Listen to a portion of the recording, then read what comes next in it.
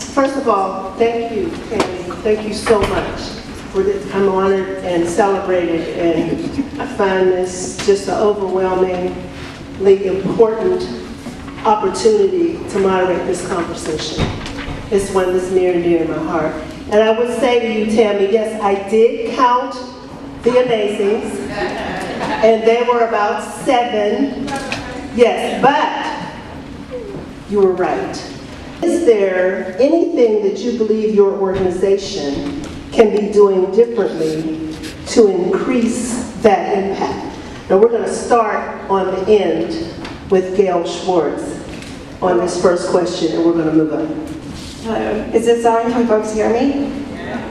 Yeah, so a lot of what my organization does, the Housing Alliance of Pennsylvania, is we really try to develop policies and resources. And so we've been pretty influential at the state level in developing new financial resources for housing, for homelessness, for repair and blight remediation. So folks who do own their home, they can maintain the quality of it. Our most really significant win was being able to create a state housing trust fund and being able to get a devoted funding stream for that state housing trust fund, which is now bringing in $25 million annually to be put towards housing related activities across the state. And this has real impacts, you know. We estimate that $25 million investment into housing can leverage, you know, nearly $200 million in the private market. And so there's that economic base.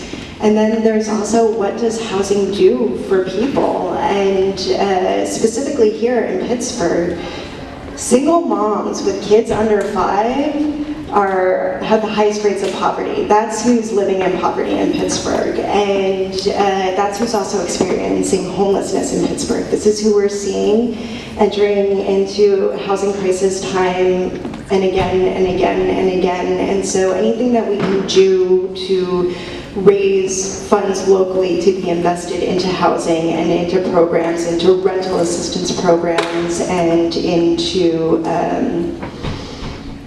development of housing is, you know, I think it really does make an impact on real lives.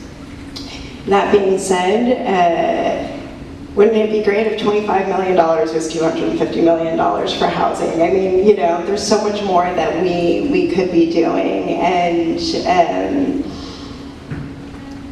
I would love to, if it were the world according to Gail, I would love to really look at, you know, changing landlord-tenant laws and really looking at how eviction is handled in courts and really strengthening protections at the state level. Dream really big, even, you know, do it at the federal level, though we primarily work at the state level, but really starting to think about how do we address crisis. And right now the way systems are organized, especially with rental assistance and homeless assistance, is you have to be in the shelter, you have to be living out of your car, you really have to be like with the 10-day notice to eviction. And I would really, you know, we got to figure out a way to get upstream better. We can't wait for people to hit rock bottom to prove that they really need to be helped. And so finding the innovative solutions to do that, that's what we are working for at the Housing Alliance, and that's what we need to be doing more of. Thank you. Brandy Taylor. I'm probably not going to say that much. Can you repeat the question then? Okay. The question was, what is it that you feel how can women's lives be more positively impacted by the work that you or your organization does? And is there something that can be done differently to increase that impact?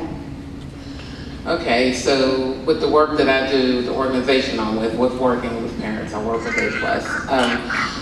So we could actually, not we as an organization, maybe it would be easier if we didn't have to actually fight for funding to prove that poverty is a problem, and that poverty has a great impact on education as well.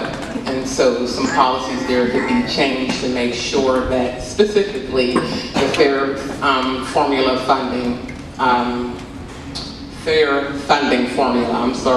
to make sure that it's weighted for all children, that they're getting the proper amount of funding according to their needs, and so that would help out. That would be a policy that would actually assist the parents that I work with specifically. What was the second part? The second part was, is there something that the organization could be doing differently, drastically differently? No, I think we could do more. I'm not sure about differently. I'm pretty pleased with the amount of work that we do with the parents, trying to get them involved in their children's lives and their education and being advocates for them, and making sure that they're at the table with everything involving education. So maybe touching more parents, but I think the route that we're going is pretty good. Right. And Fawn? And so I'll answer the question. I'm on City Council in McKeesport, so I'll answer the question from a global perspective for politics. So the first part of the question, how do I feel like the work I'm doing is impacting women? I feel like just being a woman in politics and still being around is just impacting women, period. I can relate to every woman in that video. At one time, I was a single mother before I met my husband. My daughter's 13 now, and we were on food stamps. All the kind of assistance that I could get, I got it, because I needed it, so I could make sure that she ate. So I can relate to every single one of you in that video, and there's no reason why you all can't be elected officials. There's no reason at all why you can't run for office, which leads me to the next part of the question is, what can my field do differently? And politics is just welcome more women in the field. And it goes beyond having a workshop and telling somebody how to run a campaign.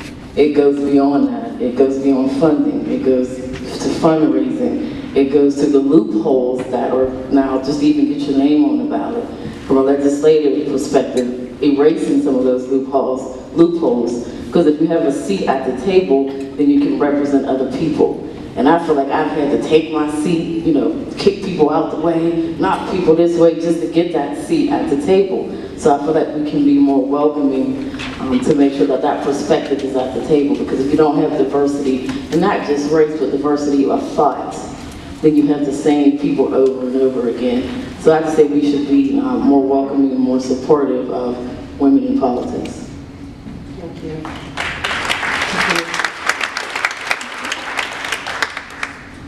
I think that, not even I think, the work that I do is dual focus, partially on education and partially on awareness, not just about domestic violence, but awareness of self. Because if we are more connected with who we are, then we're less likely to be involved in those types of relationships. But even bigger, specifically in our community, domestic violence is not always looked upon as something that plays into poverty or that perpetuates poverty for us. And so what I really am passionate about is kind of like this movie, getting more women to take off the mask, and not just the mask, but the mask underneath the mask, underneath the mask, underneath the mask, because we don't want people to know that we're in these situations. And so the less of us that are willing to come forward and say that it's not right, the longer that this cycle is going to continue to go on. And it's something that will be passed on. Like if your mom is abused, if your grandmother was abused, then you're more likely to think it's normal. So we have to create a new normal, and that's part of why people have it. In that regard, thank you. In that regard, there's a book called Color Me Butterflies by a woman whose name escapes me.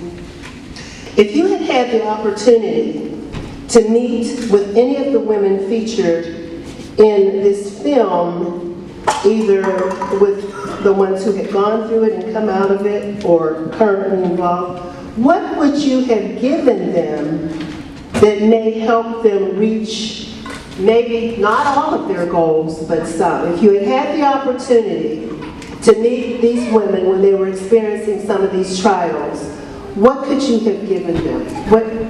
What would you have offered them?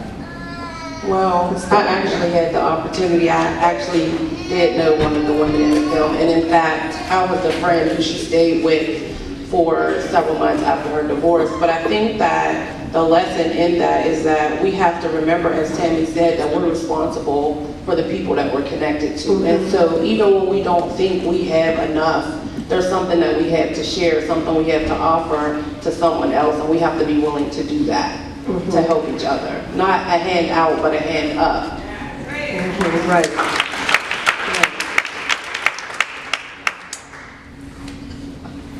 If I had the opportunity, I guess I would offer words of advice just for self-care, just to make sure that you're taking care of yourself. And I know the title of the film was Wear the Mask. I would say don't wear the mask, which I know is easier said than done. Let people in, let people know what you're going through, because people are watching you. A lot of people watch you, a lot of people watch what you do, and they like to emulate that. So I would definitely say self-care is key, especially when you're going through that kind of trauma, and you're constantly walking around in that kind of trauma. Making sure that you're taking care of yourself, even if that's just a walk up the street, a walk down the street, a friend you can talk to, but definitely don't forget about yourself in the process. I guess it would be just about the same, encouragement, being that neighbor, because I am the person that's now helping parents through different things, that I was also the person that received that help, that needed that. And what I do understand in just offering encouragement, Tammy said it, Tiffany has said it multiple times, that sometimes people don't understand that they're wearing a mask because they're just going through it, and they don't realize that that's what they're doing because they've been doing it their entire lives. It's not a mask to them. This is what they have to do to get through. So, and what Tammy said was understanding that people can reinvent themselves because they're not in that place yet, but most people are. Tiffany said it. You're gonna go into spaces and people ain't ready to receive what you have for them. You gotta understand that. You're gonna run into some people that don't understand that they have a mask on. And so I would always just offer encouragement, and no matter what, keep on telling them that, because it will change. It's gonna change.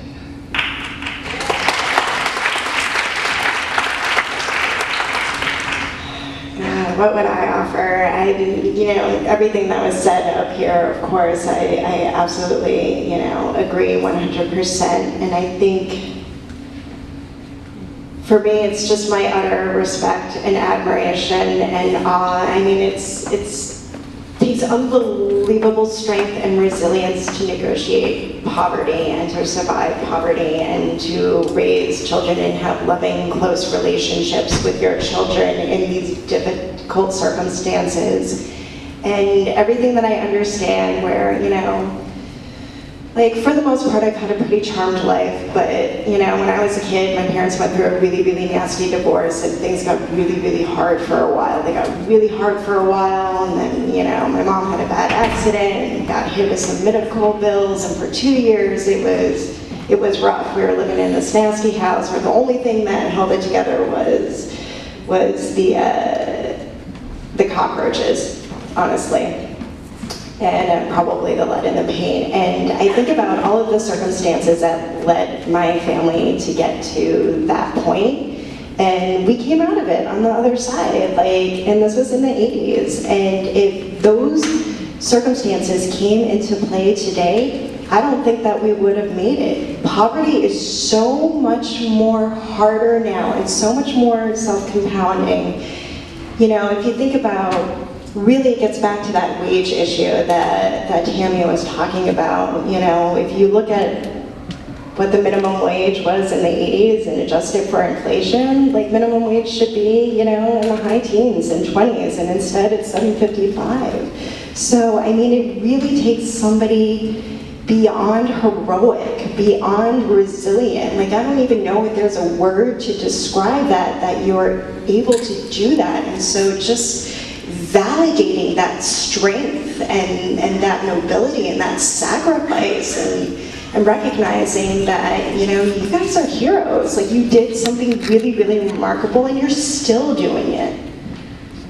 Okay, thank you. Thank you so much. Which policies or systems specifically related to your work, ladies,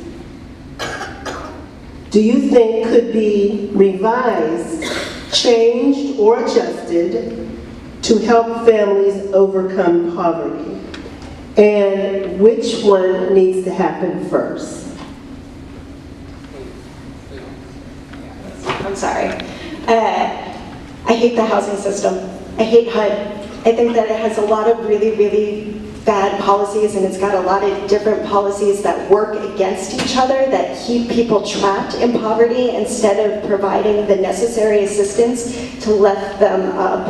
You know, I think Matthew Desmond, for those of you who read his book, Evicted, did a really, really phenomenal job on highlighting how devastating evictions can be. And one of the things that drives me crazy is that there are subsidized housing programs. This is housing for people who cannot survive in the private market. One of the ways to prove that you can't survive in the private market is to go ahead and get yourself evicted, and then you go and apply at, you know, these privately owned subsidized housing units, or, you know, even some of the housing authority owned units, and you get screened out for being evicted.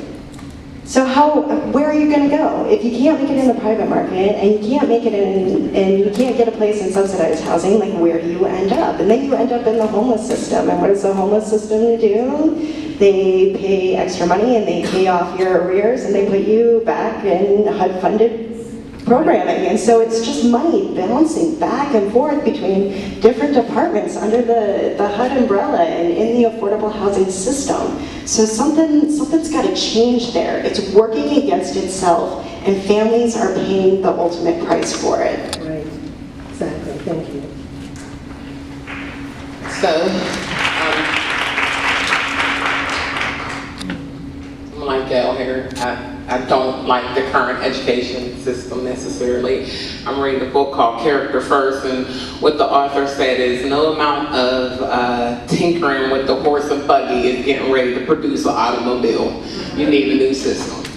That's it. And so that's where I'm at with it, but until that new system is put in place, they can continue to make sure that funding is in place for things like child care assistance while parents are in school or continuing education or they're working. There needs to be funding still at the table for that, for after school programs, for free and reduced meals, for just a number of things that help parents make sure that their children are taken care of during the educational hours, and anything that is assisting them to get educated as children and themselves. So I know for myself that childcare was the breaker for me. That it took a whole lot of. It's very expensive, and if you're trying to get proper childcare and not just a babysitter, then you're getting ready to pay, and so that funding is definitely needed. So again, until that new system is revamped, like not revamped, but a completely different system. The money needs to be available. I'm talking to the elected officials that are in the building.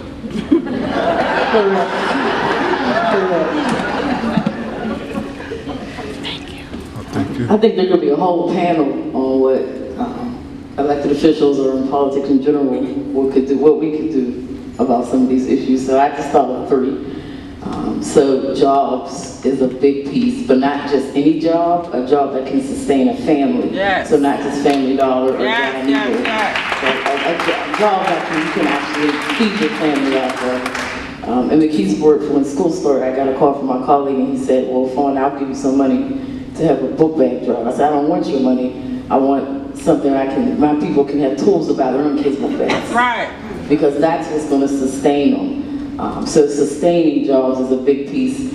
I look at it in a redistricting way as well. If you look at the way that some of the lines are drawn within Allegheny County, within our communities, I'm in social work as well. So as well as being in politics, I've been in social work for over 15 years. And every time me and my families go out to try to find them housing, like they don't take low-income housing in certain areas of the county. So they have no low-income housing. They don't take Section 8. They don't take any. They don't even take Urban League in some of these areas. I'm just not taking Urban League for them, and will just flat out tell me to my face. So the way the lines are drawn, there's no fair share. So this community don't have any low-income housing. This community has all of it, and this community has none of it. So it's just not fair the way the lines are drawn. A lot of people don't think of it that way, but it's drawn like that for a reason. And that needs to be adjusted, because that way somebody can have their fair share of low-income housing. If you're a low-income and you're trying to find somewhere to live, I don't think it's fair that you have to live in a project. But sometimes either you're living in your car or you're living in a project. Right. There's no choice, there's no options out there. So that's a big piece, really big piece of it. And the last piece is there's no safety net programs.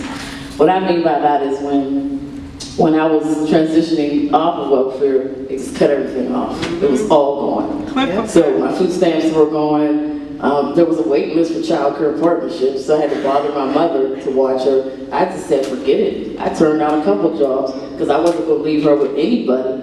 And then, you know, Lord knows what ended up happening to her. There was no safety net at all. They took everything away as soon as I made like $100 over what they define as the poverty level. And I was like, I'm still in poverty. I'm still over here trying to feed her, but you took all my food stamps away. I can't get child care partners, like a waiting list. And then I had to go sue my daughter's father to even get child care partners, which I thought was crazy. So I said then that's the present pipeline system going. So I felt conflicted about that, but I had to do it in order to get to child care. So there's so many barriers, and I think that's where we need to start, because there's so many programs, just like Tammy was saying, all these nonprofits, everything's in place, but they're not helping who they need to help. It's a cycle, and it's the same. I've been in this field a long time, and I see the same families. The kids I've seen as babies now have babies themselves, and I'm helping the same families, because the same programs, and all we're doing is giving out, but we're not giving them the skills to be able to do anything for themselves. No skills at all. And there's some of these barriers and these loopholes that we as politicians can change. It's a legislative move. If you know that there's this long waiting list for child care partnerships, why don't you make a committee? There's standing committees all throughout the state in Harrisburg, and they talk about certain issues, and that's where legislation is created, in these standing committees. Why don't we have a standing committee on poverty? Why are we not talking about the safety net programs out there? Why are we not talking about any of these things? Those are some of the things that we can do that now. Yeah. We can go to our elected officials and say, make a standing committee. Let's go to say, look, we need to change the way this is stopping our people from being able to, get transportation and get all these things. Those are the things that we're not demanding elected officials. They're not doing it because we just keep voting them in. If you keep voting them in and all you're getting out of it is a program or a one-time event, that's not sustainable. So there are things that we as elected officials can be doing now with some of these, to take away some of these barriers with these so-called safety net programs. We can do those right now, like today. So that's where I think that we should start. So ladies, what advice would you give women, and I think we've walked around that a little bit, what advice would you give women right now who feel stuck in their current situation and who are ready to give up? Let's start with you. Well, I think part of feeling stuck is not removing the mask. So you have to be willing to admit that you're stuck and ask for help. And even if it's not the system itself that can help you, there is someone. So if you're stuck because you've tried everything that you can do in your own might, then you have to ask for help. If you keep trying to solve the same problem and you only come up with the answers that you've come up with, and you can't come up with another solution, then you have to be willing to accept someone else's help, and don't look at it as a sign of weakness. At some point, surrender has to become a strength, and you have to recognize that there's power in being vulnerable enough to say, I need someone. I have to say something because God is putting it on my heart.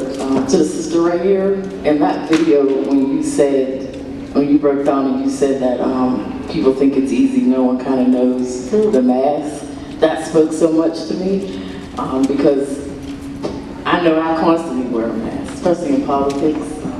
For women, you're not supposed to show any kind of weakness. So when you said that, I felt like I had to say that to you because that really inspired me. And I said, wow. People do think that, I always say I came out of my mom's room with my big girl pants on, popped them out, they were right there, right on me. But people don't see that it's not that, so I just felt like I had to say that to you. Thank you for inspiring me with that. I would say to have a plan. Make sure you have a plan. When I was going through it, I had a budget, and that was my plan. I wrote everything down with what were going to be my next steps. I asked for help a lot. I definitely had to surrender. And then my plan was who I was going to ask for help. And I call them natural supports. I'm a social worker. But I was make sure I wasn't overusing them or underusing them. So I just would say, make sure that you have a plan. Okay, thank you.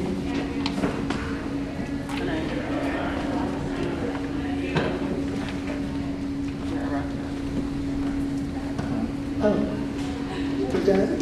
Oh, sorry. I'm so sorry. Okay. Right now, thank you, ladies. Thank you. We understand.